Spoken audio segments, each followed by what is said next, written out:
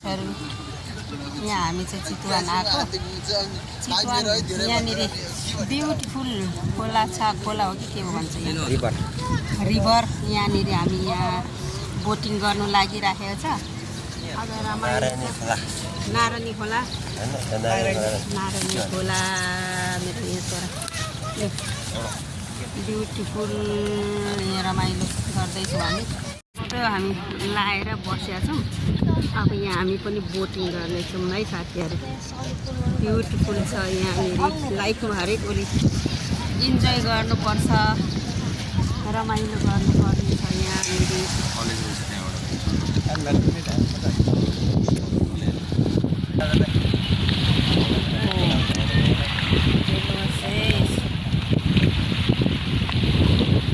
बोट चढ्न लागेको छु है साथीहरू। रमाइलो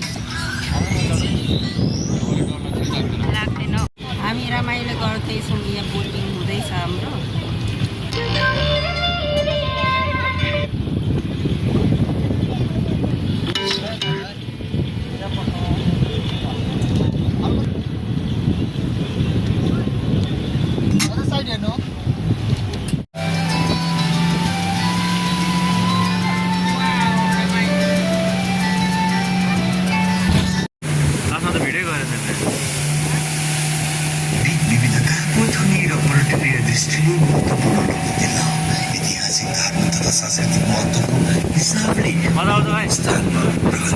नेपाललाई चिनाउने सांस्कृतिक माध्यम लोकदोहोरी गीतको उद्गम स्थल पनि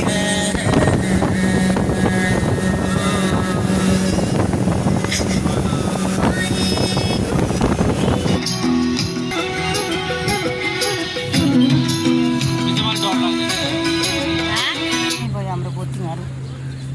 ब्युटिफुल भयो यो भरतपुरको रिभरमा। आज इन्जोय लास्टै गऱ्यौँ। चाहिँ शिवजीको हात कुइनादेखि यता उद्यो माथि छ आदि, अनि यहाँनिर आदि छ यो जोडेको। यसो टक्क लाएर हेर्नु त आदि आदि हात त्यो टुक्रा जोड्नुलाई चाहिँ यहाँ बनाइराख्नु भएको रहेछ। यहाँनिर एकदम खतरा लाग्यो। तर कति गरौँ होला भन्दाखेरि साह्रै गरौँ त छैन रहेछ। यस्तो हल्कै रहेछ। जोस् यस्तो ठाउँमा इन्जोय गरेका छौँ हामीले आज। यहाँ खतरा त्रिशुल पनि रहेछ नि। भर्खर पो देख्दैछु त। यो त बाफ्रे यो के को रहेछ? यस्तो हल्कै हुन्छ क्या हो? यो त उयो के अरे रबरको हो क्या? रबर पनि होइन, त्यो एउटा प्लास्टिक जस्तो हुन्छ क्या। त्यो जस्तो खालको होइन? ए वाउ, सौरा ठाउँ त खतरा राम्रो छ।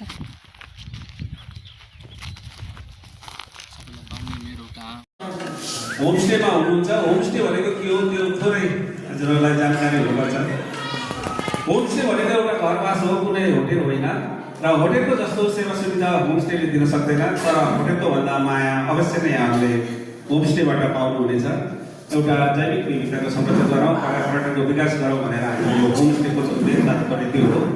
र एउटा ग्रामीण क्षेत्रमा पनि एउटा होमस्टेले चाहिँ टेवा पुगिराखेको जताततै ग्रामीण क्षेत्रमा होमस्टेलाई पनि हामीले यो ग्रामीण क्षेत्रलाई चाहिँ एउटा पर्यटनमा चाहिँ बदलाउन भनेर चाहिँ खोलेको पनि यो होमस्टे हो। र यो होमस्टेको वर्ष भयो।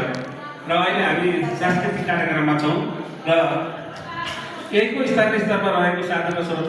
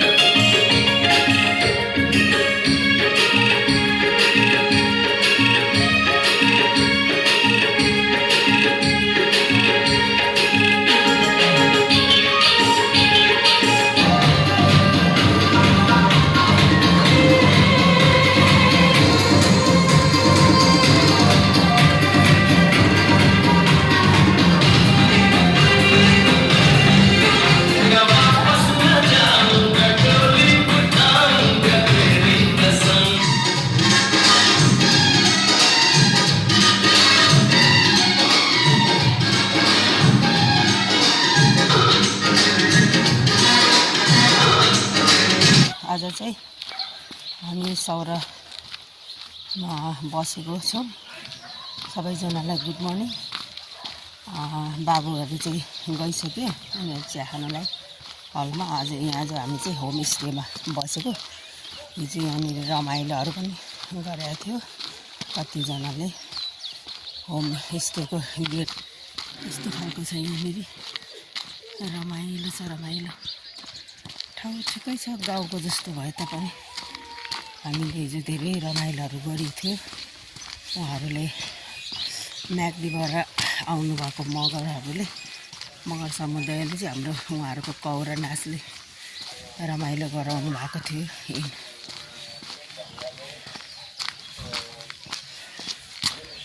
Beautiful place. यहाँ चाहिँ हामी संस्कृति केन्द्र हामी चाहिँ यस यहाँबाट हिँड्नु लागेको गाइडहरू आज काठमाडौँ पुग्नुपर्छ। यस्तै धेरै हामी आएको छौँ यहाँनिर। ब्युटिफुल ठाउँमा इन्जोय गरे। यो चाहिँ हामी चाहिँ मारीको राम मन्दिर आइपुगेका छौँ। यहाँनिर चाहिँ हामीले यो चाहिँ उहाँ चाहिँ हाम्रो गुरुजीले चाहिँ इन्जोय गरिरहनु भएको छ पिङ खेलेर। यो चाहिँ राम मन्दिर अरे। हामी चाहिँ यहाँनिर इन्जोय गर्नुलाई आएको छौँ। उहाँ भाइहरू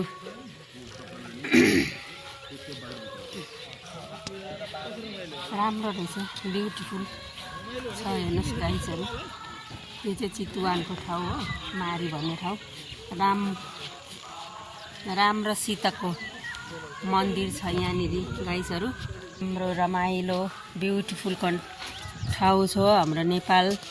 इन्जोय गऱ्यो भने हाम्रो नेपालमा जति छ ठाउँहरू साथीहरू हामीलाई ल्याउने मेरो भाइ चाहिँ यही हो। उहाँ चाहिँ एका राई हो साथीहरू। हेर्नुहोस् है यहाँ राम र सीताको सीता लक्ष्मण ब्युटिफुल छ। तपाईँहरू पनि भिजिट गर्नलाई आउनु होला यो ठाउँमा, मारीको राम मन्दिर।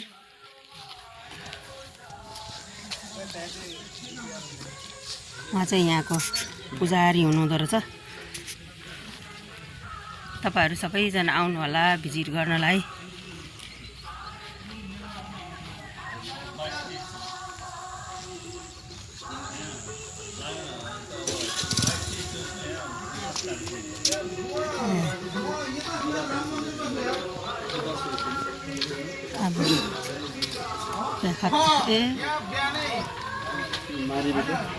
यस्तो बन्ने कि मारीमा चाहिँ यस्तो बन्ने प्लानिङ सबै भइसक्यो। त्यो मन्दिर चाहिँ यस्तो बन्ने यो त खतरा रहेछ ल।